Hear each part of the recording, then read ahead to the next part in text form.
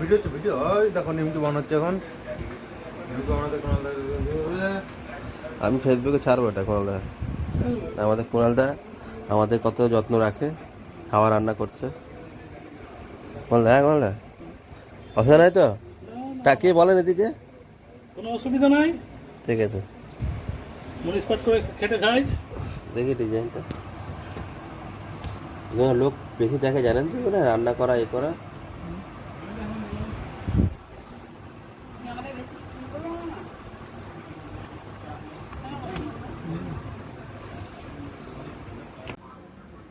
সরা ফুটি সরা স্টার্ট।